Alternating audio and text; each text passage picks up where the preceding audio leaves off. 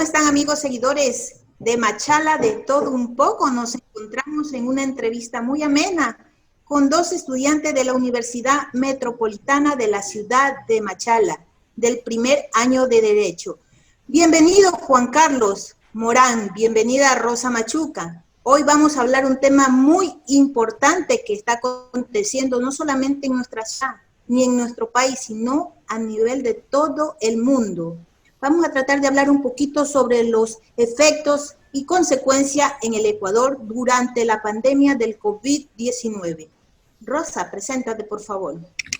Hola, muy buenas noches. Muchísimas gracias por tu invitación, Alexandra, en las redes sociales de Machala de Todo Un Poco. Pues bien, nosotros somos alumnos de la carrera de Derecho. Estamos aquí para hablar sobre asunto de la pandemia del COVID-19. Juan Carlos. Muchas gracias por esta invitación, muchas gracias por la invitación. Realmente, pues, dentro de todos los efectos y consecuencias que hemos tenido durante la pandemia aquí en el Ecuador, estamos aquí esta noche y gracias por la invitación para darles a conocer a nuestros pueblos, a nuestra ciudad, a nuestro país entero, los efectos y consecuencias del COVID-19 en el Ecuador. Muchísimas gracias por tu comentario, pues sabemos que el COVID-19 está afectando tremendamente no solamente a nuestra ciudad, y que hoy en día pues las muertes son seguidas a diario en todas las ciudades del Ecuador y en el mundo entero. Vamos a escuchar un poquito sobre lo que está sucediendo, sobre las cifras reales. Rosa, ¿nos puedes comentar algo referente de aquello? Claro que sí, cómo no. El Ecuador ha transcurrido un número de casos y muertes causadas por el COVID-19 en el 2020. Según datos del 30 de julio del 2020, más de 83.000 casos acumulados y 5.623 muertos por el COVID-19 fueron registrados en Ecuador.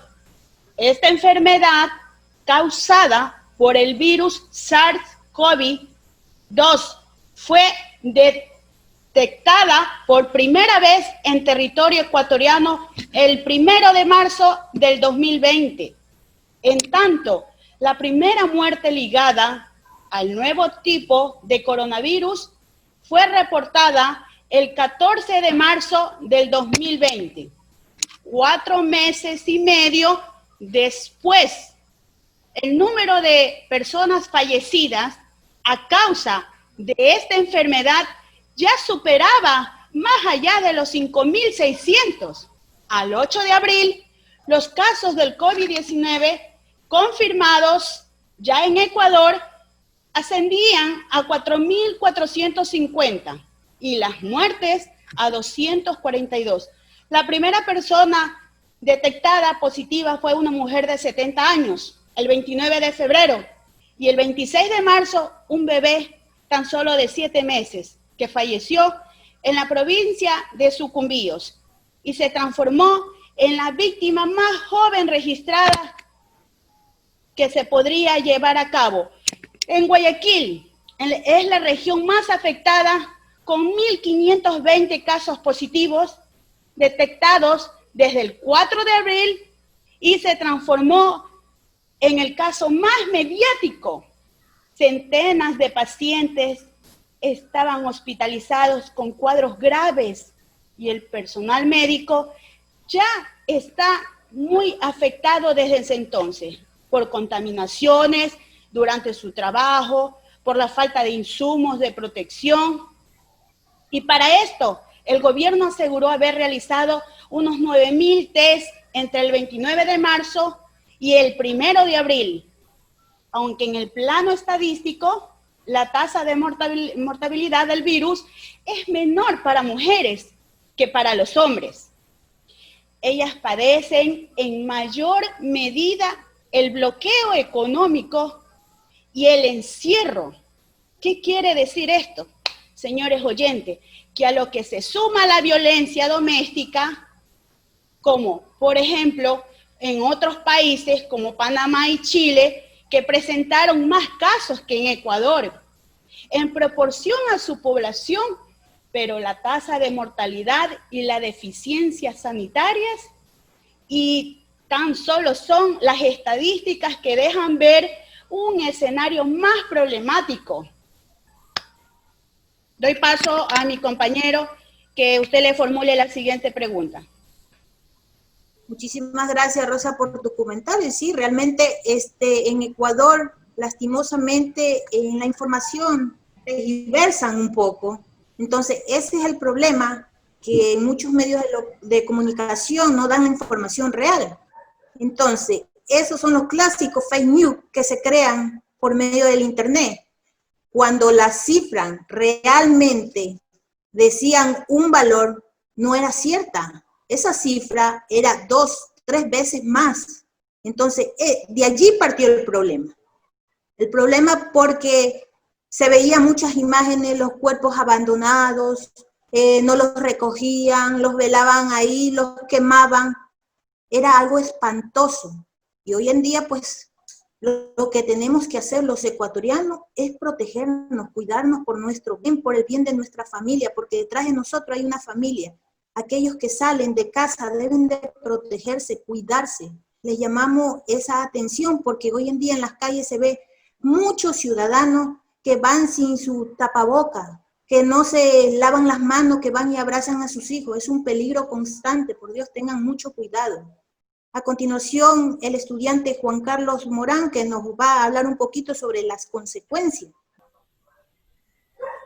Dentro de las consecuencias, si nosotros analizamos el artículo 4 de la Ley Orgánica de Salud Pública, en ningún momento nos dicen que nuestros asambleístas tienen que saber elegir o tienen que elegir las responsabilidades que necesita la salud pública.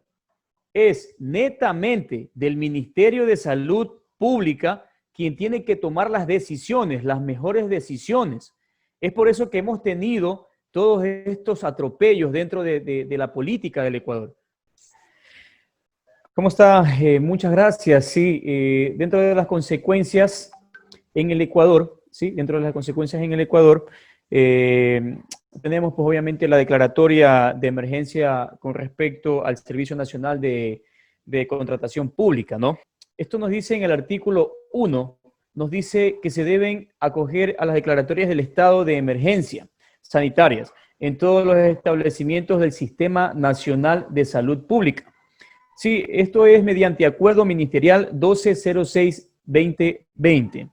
También en el artículo 3 de la misma Constitución establece que son deberes primordiales del Estado, que es garantizar sin discriminación alguna el efectivo goce de los derechos establecidos en la salud, la alimentación, la seguridad social y conformidad, que el primer artículo 32 de la Carta Fundamental de la Salud es el derecho que garantiza o debe garantizar a nuestros ciudadanos, sí, es el derecho, pues yo he hecho una relevancia más del uso del agua. Nosotros, por ejemplo, en la ciudad de Santa Rosa, hemos tenido una consecuencia muy grande en todo el tiempo de la pandemia, porque efectivamente en esos más de 2 meses de pandemia, dentro de nuestros ríos, ¿no? Con el tema del derecho al agua, la minería hizo una explotación minera realmente bárbara. Realmente tuvimos inconvenientes juntos con todo lo que es las instituciones dentro de nuestro cantón, por el hecho de que la minería se disparó y no hubo un control porque prácticamente no estaban trabajando todas las entidades que tenían la competencia en este medio, ¿no? Con respecto a eso, mi estimada, ¿no?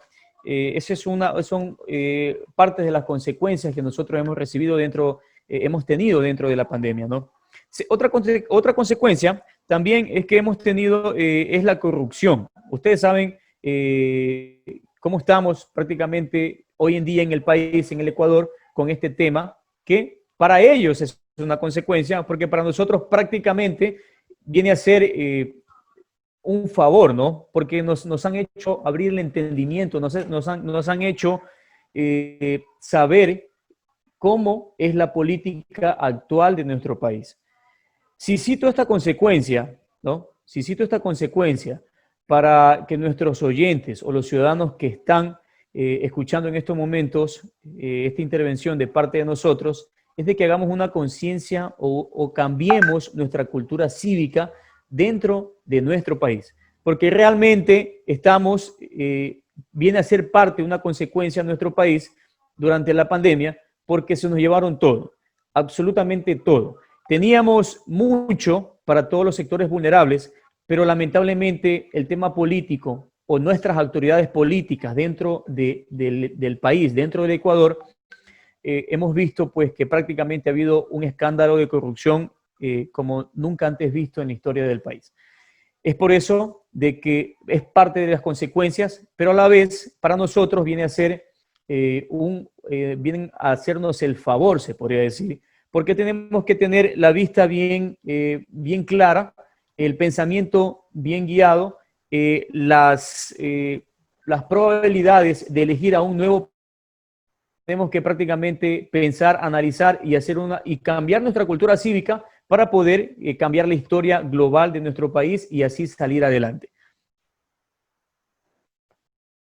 Muchas gracias, Juan Carlos. Me parece muy asertiva tu propuesta porque considero que en nuestro país, pues definitivamente la corrupción ha conllevado de que muchas personas no puedan tener los recursos económicos necesarios para tratar su enfermedad en estos tiempos de pandemia. Muchas las veces me voy a hacer un paréntesis un poquito para dialogar, decir de que en los hospitales básicamente pedían medicina con valores muy elevados y que muchos de los pacientes pues no tenían los recursos y lamentablemente las personas tenían que fallecer porque sus familiares no lo podían conseguir. Pues muchas gracias a ustedes, mis distinguidos jóvenes, por haber aceptado nuestra invitación de Machala de todo un poco. Me pareció muy interesante de que sus comentarios lleguen a la ciudadanía y que hoy en día pues hagan conciencia de que esta no es una enfermedad que de pronto se puede curar con algún analgésico, es una enfermedad grave que hay que tener cuidado, hay que protegerse, tomen las medidas necesarias, una vez más lo repito, cuídense. Muchas gracias Juan Carlos, muchas gracias Rosa por haberse unido en vía Zoom y felicitarle y que sigan con la misma mística y el deseo de superarse cada día más y que en la Universidad Metropolitana logren su objetivo de graduarse como futuros abogados, pero que haya justicia en el país, que es lo que se necesita. Muchas gracias. Muchas gracias, Alexandra, por tu gran invitación, compañeros. Gracias a ustedes. A todos los ciudadanos de nuestra provincia, tenemos que cambiar nuestra cultura cívica, ¿no? Porque si nos ponemos a tener el mismo criterio antiguo que normalmente teníamos, ya sea para un socialismo, para un izquierdismo, para un partido político X, tenemos que primeramente enfocarnos en cambiar nuestra cultura cívica. Es por ahí que tenemos que nosotros introducirnos para poder cambiar la política del país, porque si seguimos con el mismo criterio, porque si seguimos con los mismos argumentos, con los mismos antiguos políticos y seguimos siendo seguidores de ellos, prácticamente vamos a seguir en lo mismo. Vamos a tener un país, un Ecuador quebrado, un Ecuador lleno de corrupción. Es ahora que tenemos que cambiar ese pensamiento. Es ahora que tenemos que en nuestros hogares enseñar esta cultura que tiene un solo principio, que tiene un solo propósito, y es cambiar la cultura cívica del país para que nuestros políticos o nuestros gobernantes, nuestros futuros gobernantes, sean los que manejen a nuestro país de la mejor forma y de una forma responsable para poder salir de la pobreza. Antemano, muchas gracias por la invitación. Saludos cordiales. Bendiciones para todo el Ecuador.